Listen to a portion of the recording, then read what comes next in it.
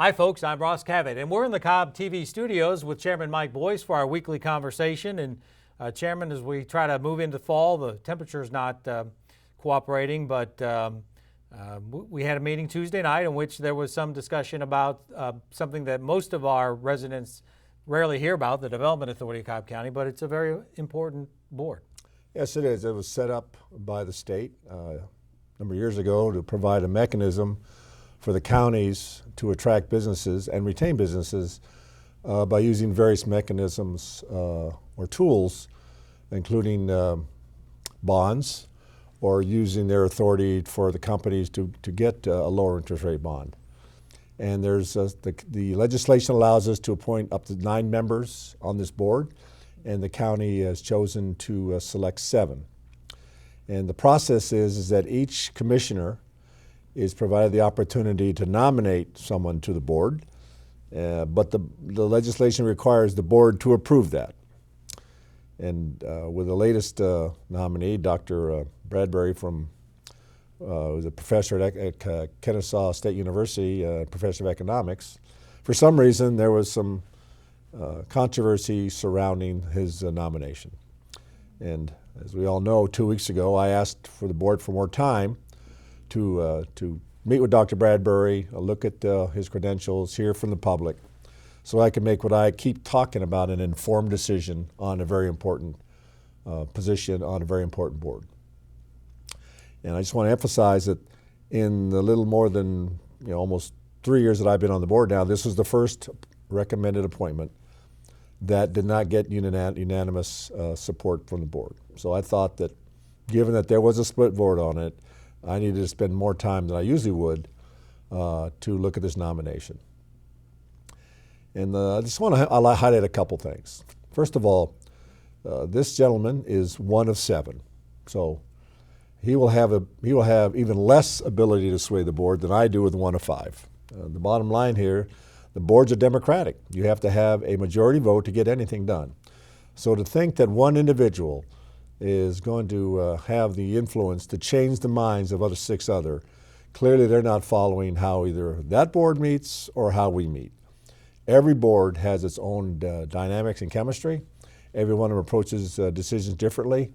But the bottom line is that one person has to get, in our case, 2 more votes, and in the case of the Development Authority, has to get 3 more votes for that bond to receive any kind of approval from the Development Authority. The second thing is that, and this is, I think is really important to just put this to bed for good. There have been assertions that this board has simply been rubber stamping bond requests from businesses in Cobb County. Well, I want you to put these numbers up on the screen so we can have this, on video. There are a little over 13,000 businesses in Cobb County. 13,000. I believe the exact number is 13,081, but you'll do the homework and you'll put that number up there. And as I asked Tuesday night, and I asked you that are watching, out of 13,000 businesses in Cobb County, how many do you know have been approved for some kind of a tax abatement from the Development Authority? And the answer is 12. 12. 12 companies out of 13,000 businesses in Cobb County have qualified through some very rigorous criteria to qualify for some kind of a tax abatement from the county. And I think it's important to remember that the Development Authority has to also work with the school board, because that tax abatement applies to the school tax as well. And I can assure you that if the school system thought that there wasn't any value in this company getting the tax abatement, they would fight this issue tooth and nail, because the general formula is that the tax abatement starts at 90% the first year, and then 80% the second year. It goes for 10 years, and after 10 years, it's fully taxed at 100%. And the school system is not going to give up 90% of its tax on this company unless it thought there was value added to the county and to the school system. So there's no way this whole thing could possibly be rubber stamped.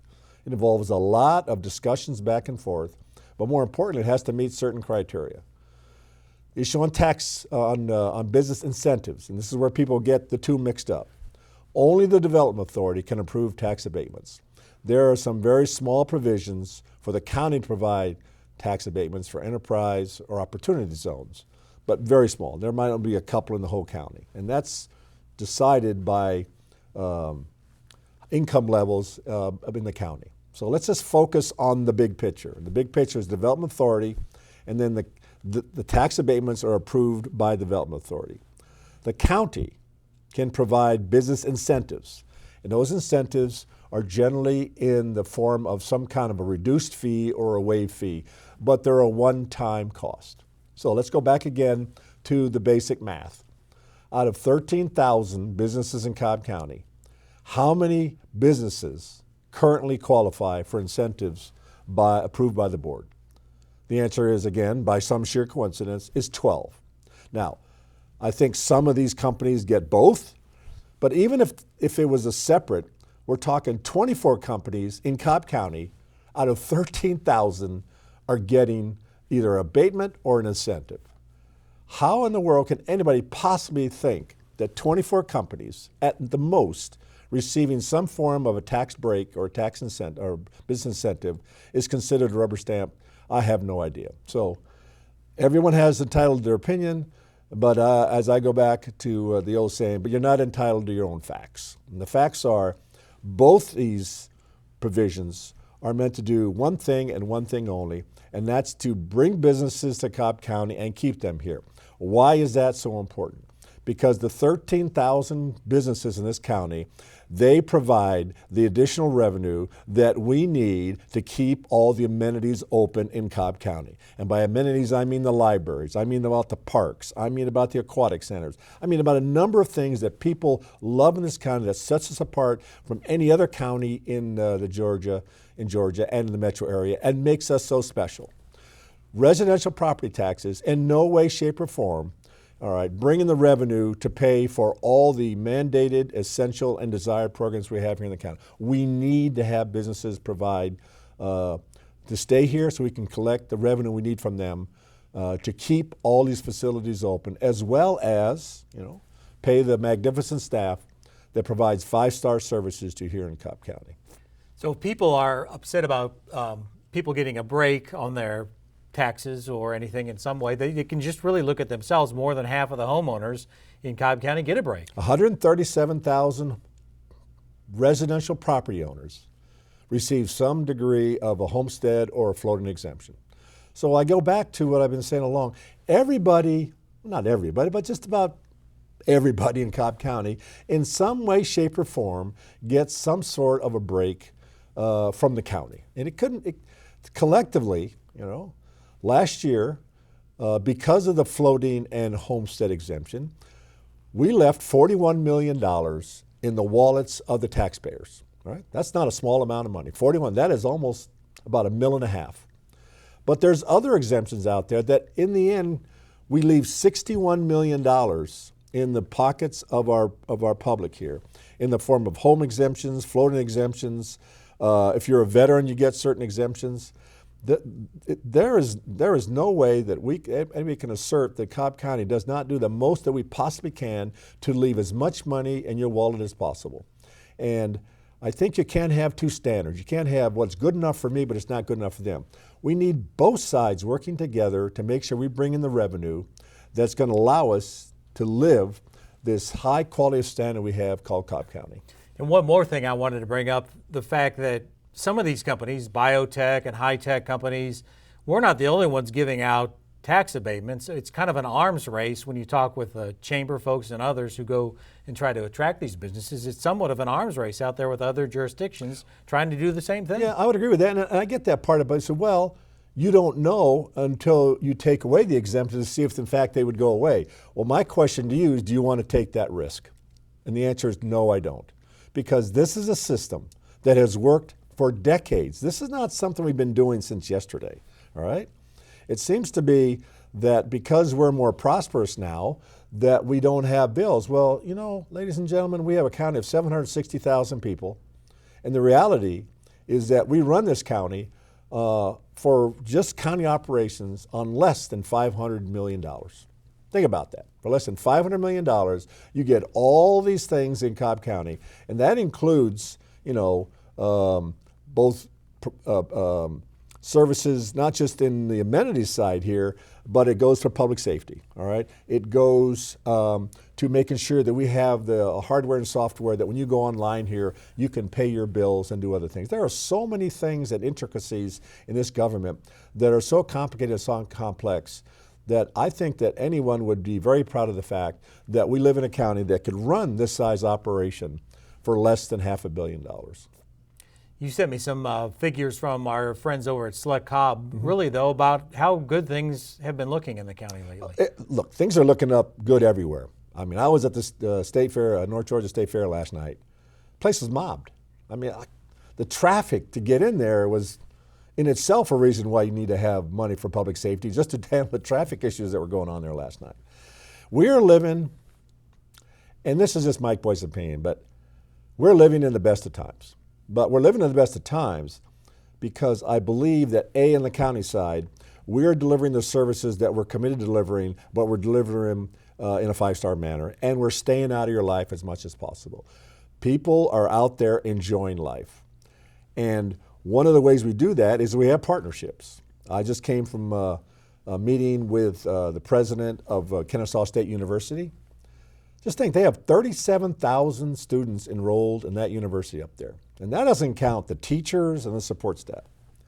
Right in the center, practically the center of Cobb County, we have a little small city of, probably close to 40 to 45,000 people that provides educated and experienced young men and women that are going to populate the businesses, these 13,000 businesses, that continually provide us the revenue that we need to service this county.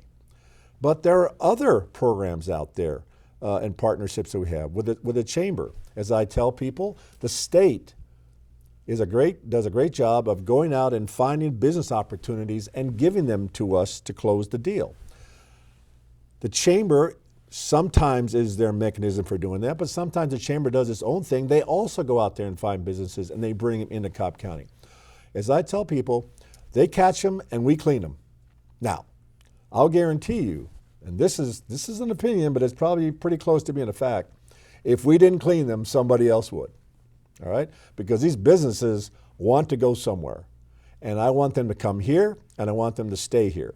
So if you look at these two charts, is what the Town Center CID is doing and what the Cumberland CID is doing, just in the last 5 years for each of them, the amount of investments that's brought to the county, but more importantly, the number of jobs that are brought to Cobb County, because jobs translate into revenue for the county. This is human capital of the best kind that not only does the jobs now, but they create the future that makes it even better to live here. So it's a partnership that has a fine balance. Right now, I can confidently say that this partnership on all levels, whether it's just the chamber or our partnership with KSU and the other higher levels institution in the county, whether it's the Cobb Tourism and Travel, we are all working collectively together for the common good of this county. But that common good is based on one thing and one thing only, capitalism, because that's where the revenue comes from to provide the revenue that we need to keep these things open. And I understand that we're being watched all the time. I think that's the responsibility of the public, to make sure that we spend your money efficiently and effectively and at the best possible price. But none of this is going to happen, all right, by simply saying we can do more with less. The old line is the glass half empty or half full? Are you the kind of person that wants to put more water into the glass, or are you the kind of person that keeps wanting to take water out of the glass and end up you die from dying from thirst? That's the way I look at it here. We need to keep adding to the glass, but we have to do it in a way that hears the citizens, where we don't overwhelm them in a manner that, we have traffic problems here, and I acknowledge that, but we're working on those issues too. So it's a slow-moving train, but it's a train that's got lots of cars on it. And as far as I can tell, the county government is the engine on this train, and we're the ones dragging it down the track with all the cars behind us, helping us provide the quality of life that you've all expected to have here in Cobb County. So when you talk about a major piece of that train, at least in the county in the last half dozen or so or more years, is SPLOST. And I know we're going to start really working on narrowing down that list for next year's vote. Sure, and that's one part of how we've decided to fund some of the requirements we have here in the county, and the SPLOST is very important. But I've also said on many occasions here that you can be overly reliant on SPLOST dollars when in fact you should be using some of it for using some of your general funds for that. But it all goes back to once you get into that arrangement and you depend on SPLOST, and then you put all your eggs in one basket like we have for our resurfacing in Cobb County, who here on this board is willing to ask the public for a 2 millage rate increase to take the resurfacing out of SPLOST and put it back in the general fund, all right? And we all know that this chairman, no way, shape, or form, does not have the political capital to once again ask for any kind of a tax increase. I did that one summer. It was not fun. It was required. I don't regret doing it. We needed to do it to make sure that A, we maintain our AAA rating, but most importantly, to provide these services on a qualitative base to take care of the people in this county. So the SPLOST, in some ways, is already determined by our past practices. And I don't know how we change all that unless we do it over a long period of time. And a 5 or 6 year SPLOST does not provide the amount of time you need to slowly, take that resurfacing out of that funding mechanism and put it back in the general fund without having significant political impact. And I guess we'll begin some of those conversations at a retreat next week. That's right. We have a retreat on Thursday to talk about SPLOST, among some other things here. Again, this is your government at work. And it's going to work in an open and transparent manner. And it works in this county because what I see is that people are engaged in the process now. They genuinely want to be part of this relationship and this dialogue, and we're doing everything we possibly can to keep them, informed about what we're doing and why we're doing it.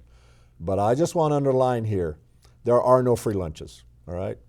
There is, you have to, if you want quality, you have to pay for it. I'm not saying you have to pay top dollar for it. You have to do it in a way that you can do some things more efficiently and more effectively and at a lower cost. But this narrative that you can do more with less, I absolutely have no regard for that approach. I know what it costs to run this government. I've been deeply involved in the numbers since the day I got here, and I know exactly what it is that what we can pay for with what we have. And I'm concerned about the future that we have the millage rate to keep this restorative budget we have going on right now. And I'm confident we can do that. I see no reason in the world next year to have to raise the millage rate. We can do what we need to do with the current funds given us by the public. But the reason we can do what we can do is because businesses stay here or they come here and they don't get a floating exemption or homestead exemption. They have to pay the full taxable value on their appraised property. And I really, really appreciate that they do this in a manner where they're part of this partnership we have with everybody.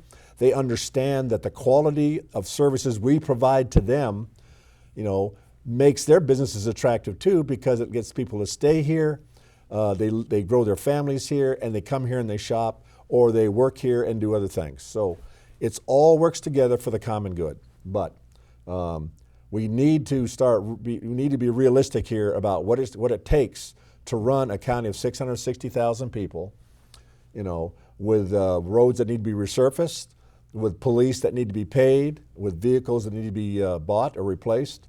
It's just something here that I think that we've done a great job of pricing that out and budgeting for it. And I'm really impressed that I don't get unanimity on the board on it, but that's okay, because I know that we're always going to have a very close vote on the budget, which makes me obligated to create a budget where I can get 3 votes, but is also responsive to the public. I know we want to, because of the time we're taping this, we want to make a mention. I was up on the 3rd floor a little bit earlier, everybody talking about the Braves, about to head into postseason. Oh, yeah, thank you. Yeah. Well, look, talk about a visionary organization, it's the Braves. And I know there was a lot of controversy, about that. And rightfully so, because the issue was never about the Braves. It was about the fact that we didn't go to the people and ask for their opinion and their vote on this very important project. I'm delighted that the project is delivering in a manner that has exceeded expectations. But I want to make it very clear here. We're not out of the woods yet, okay? I have a great relationship with the Braves. I have nothing but wonderful things to say about them. We have a very positive relationship. But they're successful because we have been part of that success. We've delivered our part of the bargain in providing the services to them that when they bring over 2 million people to the ball stadium, they're safe, they can get in and out in the traffic, and they have a great time enjoying life. So we still have ways to go yet for the development in the Cumberland CID to match the $2 billion in new development that we need, that will deliver $8 million in new taxes that will make it a wash, where I don't have to go into the taxpayer's wallet anymore to help pay for our part of the partnership. But after only 3 years playing here in the ballpark, we've already reduced that $8 million down to roughly $5 million. So what I'm telling people is we're not out of the woods yet, but we're well on our way to being there at a pace faster than even I thought we would get accomplished. And the postseason means more of those people will be buying those Sploss dogs and Sploss beers that you mentioned every so often. But that's important also. It goes to the Sploss issue, all right? Yep. The fact that Holly Quinlan at Cobb and Travel and Tourism is bringing in more people to Cobb County to visit our venues here, all right? Whether it be to a KSU football game over the weekends, whether it be to Six Flags, which goes through, I think, practically Thanksgiving, or whether it goes to the towns. We collect Sploss dollar on all those Sploss dogs and Sploss beer and Sploss Cokes. That's the money, that's the reason that we can do and have the standard of services we have here in the county when it comes to buying things like resurfacing roads, providing hardware that allows you to communicate with the county and have connectivity with us. There's a lot of moving parts, and I'm telling you right now, I feel very, very proud to be part of a partnership that has a county staff that is so good we're taken for granted. That's probably our biggest mistake. We do things so well that people expect us to do this all the time, and we do. But there's a downside to that, is that you don't get any appreciation for it because you do it all the time, and then after a while they just expect you to do it. But you cannot say enough good things about the county staff that deliver the goods more than what people expect. That we have business partners that appreciate what we're doing to give them predictability in the future. They can build a 5-year plan knowing that we're going to have a stable tax structure where they can put it into their budget and not have to worry about us anymore. Plus, we provide the services to them. We have citizens who know they can live safely here in the county. And when they go out there, they're going to be able to enjoy a lifestyle where they can work, live, and play and pursue their dreams. We have a school system here that is second to none, that feeds into the workforce that keeps this lifestyle, that keeps funding this lifestyle the way we know it here. People appreciate the fact that I'm really excited about where we are right now. I'm really proud of how everybody's working together to create something in life that right now, just go out and savor it. All right? Go to the fair, go to the game, go do something. But go out there because, it may rain tomorrow, but today the sun is shining. So let's go out there and enjoy it. All right, my Cubs didn't make the playoffs, so I'm all in on the Braves this postseason. And you all need to be all in on our social media, including the Chairman's newsletter, our Facebook page, Twitter, all sorts of places you can get information about what's happening in this county, because there'll be more important information coming on down the line here in the next few weeks. All right, well, go Braves.